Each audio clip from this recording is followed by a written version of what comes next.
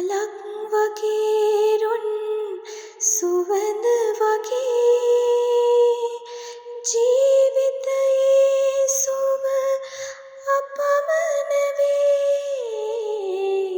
මලක් වගේ රොන් සුවඳ වගේ ජීවිතයේ සුව අපමණ වේ.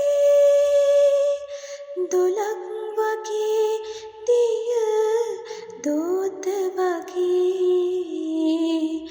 ජීවිතයේ යම සිසිල දැනේ. පෙරුම් පුරාගෙන ආසංසාරේ පැතුමද සුණු විසුණුව වැටුනේ.